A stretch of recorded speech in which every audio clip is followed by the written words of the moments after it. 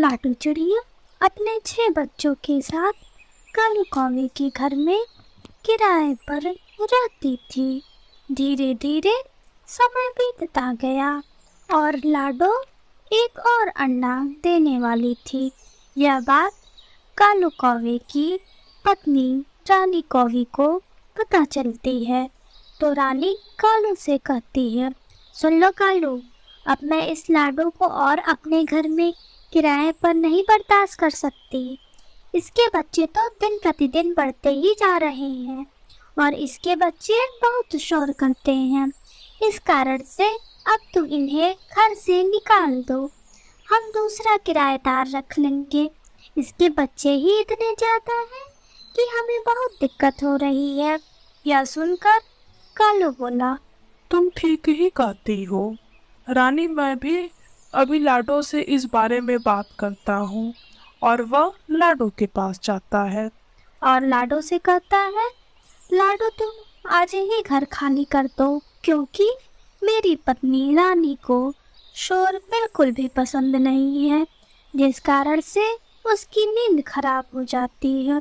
यह सुनकर लाडो, इतनी सर्दी में मैं कहाँ जाऊंगी अपने बच्चों को लेकर, कृपया मुझे कुछ दिनों का मौका दीजिए कालू भैया, वरना मैं कहाँ भटकूंगी।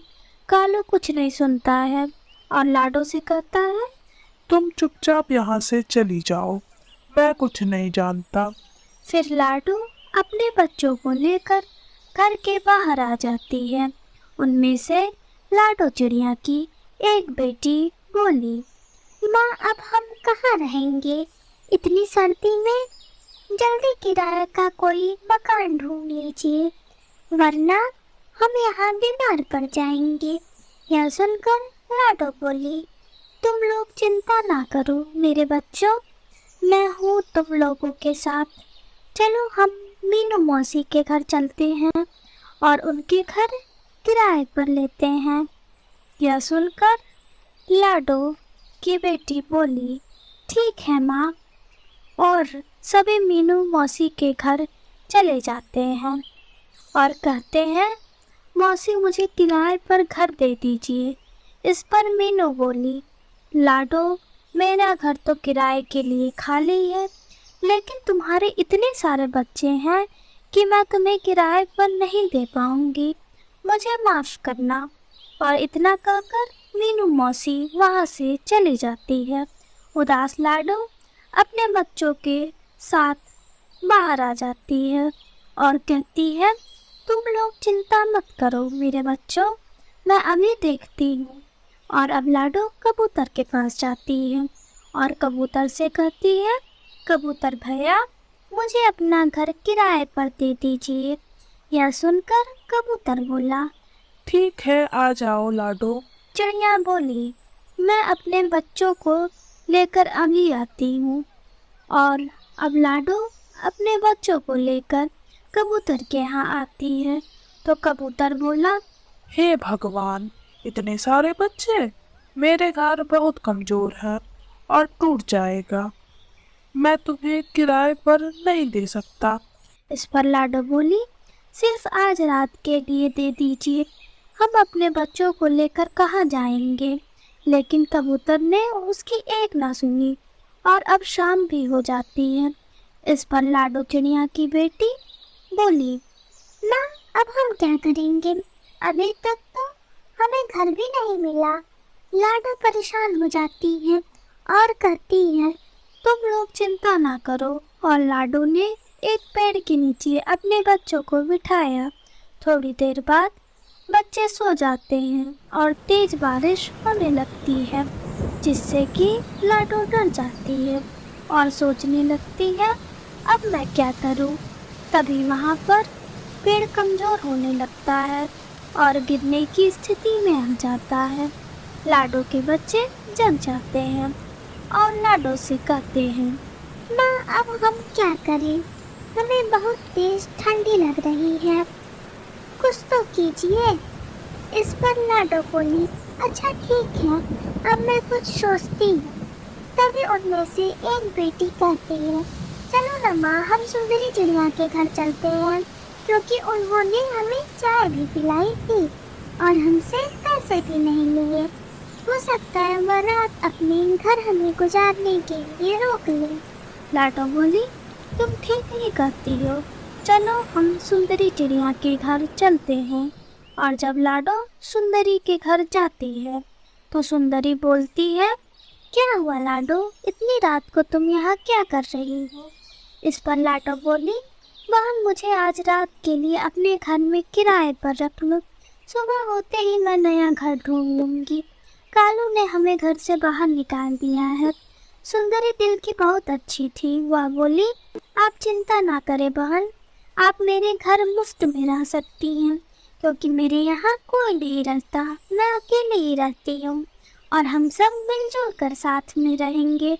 लाडो सुनकर प्रसन्न हो जाती है और अब सभी बच्चे खुशी खुशी सुंदरी चिड़िया के घर में रहने लगते हैं। टनकपुर के जंगलों में आंधी तूफान के कारण सभी पशु पक्षी अपने अपने घरों में थे। 2-3 दिन से इतनी ज्यादा बारिश होने लगी थी कि कोई भी पक्षी किसी के भी घर नहीं जा रहा था। कालू कौवा और रानी कौवे दोनों का पकौड़े खाने का बहुत मन कर रहा था, इसलिए कालू कौवे से रानी कौवे बोली, सुनते हो कालू, मेरा पकौड़े खाने का बहुत मन कर रहा है, जाओ और जाकर पकौड़े लेकर आओ। यह सुनकर कालू कहता है, तुम्हारा दिमाग तो ठीक है, मैं इतनी बारिश में पकौड़े लेने कैसे जाऊं? चुपचाप कुछ चने रखे हुए हैं, यही खा लो। उधर लाडो चिड़िया अपनी बेटी चिकू चिड़िया से कहती है, बेटा चिकू, हमें बाहर गए 2-3 दिन हो गए और अब मुझे मेरे दोस्तों से मिलने का मन कर रहा है, क्यों ना हम पकौड़े और चाय की पार्टी रखते हैं, जिससे हम सभी पक्षी एक साथ मिल पाएंगे और पकौड़े खा लेंगे। तभी चिकू चिड़िया कहती है, हाँ माँ, आप ठीक कहते हो, चलो हम पकौड़े की तैयारी करते हैं। घर में बेसन, दाल, तेल सब कुछ तो है, बस हमें पकौड़े बनवाते हैं। यह सुनकर लाडो चिड़िया कहती है, मैं पकौड़े की तैयारी करती हूँ और तुम जाओ सभी पक्षियों को निमंत्रण दे आओ। यह सुनकर चीकू कहती है, हाँ मम्मा, मैं बस अभी जाती हूँ। और चीकू मिट्ठू तोता के घर के लिए निकल पड़ती है और मिट्ठू तोता के घर जाती है और मिट्ठू कहता है, क्या हुआ चीकू, इतनी बारिश में तुम यहाँ क्या कर रही हो? जल्दी घर जाओ वरना तुम बीमार पड़ जाओगी। यह सुनकर चीकू कहती है, मिट्ठू मामा, माँ ने आपको आज पकौड़े की दावत पर बुलाया है, वह कई दिनों से आपसे नहीं मिली है, इसलिए वो आपसे मिलना चाहती हूँ। यह सुनकर मिट्ठू तोता बोला, तुम चिंता मत करो, मैं अभी आता हूँ और तुम्हारी माँ की मदद करा दूंगा। इतना सुनकर चीकू कहती है, और भी मुझे पक्षियों को बुलाने जाना है, इसलिए मैं अभी जा रही हूँ। और अब चीकू कालू कौवे के घर जाती है और उसे देखते ही रानी कौवी कहती है, इतनी बारिश में यहाँ क्या कर रही हो? ऊपर से मेरा दिमाग भी खराब कर दिया घर के बाहर आकर, बताओ तुम्हें क्या काम है? आप गुस्सा ना हो आंटी, मैं आपको दावत पर बुलाने आई हूँ। मम्मा ने आज पकौड़ों की पार्टी रखी है जिसमें आपको भी बुलाया है। रानी कौवी खुश हो जाती है और कहती है, आओ मेरी बेटी, बैठो, घर के अंदर चलो, चलो हम तुम्हें कुछ खिलाते हैं। यह सुनकर चीकू कहती है, नहीं नहीं, अभी मुझे कबूतर भैया को भी बुलाने जाना है, इसलिए मैं अभी नहीं बैठ सकती। यह सुनकर रानी कहती है, उस गंदे आँख वाले कबूतर को ना ही बुलाओ तो अच्छा है। इस पर चीकू कहती है, नहीं, माँ ने मुझसे कहा है कि सभी को बुलाना है, इसलिए मैं तो उन्हें बुलाऊंगी। इतना कहकर चीकू निकल पड़ती है और कबूतर के घर जाती है। वहाँ वह कबूतर से कहती है, कबूतर भैया, आपको माँ ने बुलाया है पकौड़ों की पार्टी पर। यह सुनकर कबूतर कहता है, ठीक है चीकू, तुम जाओ और मैं अभी आती हूँ। उधर रानी घर में जाती है, देखा ना, मेरी मनोकामना पूरी हो गई, अब मजा आएगा। चीकू आई थी हमें निमंत्रण देने पकौड़े की और हमें जाना भी है खाने। तुम्हारे तो बात ही सच हो गई, अच्छा ही है, हमारा पकौड़े खाने का दिल भी कर रहा था। और सभी धीरे धीरे लाडो चिड़िया के घर पहुंच जाते हैं। सभी साथ में बैठते हैं। तभी रानी कौवी कहती है, ये कबूतर यहाँ भी आ गया।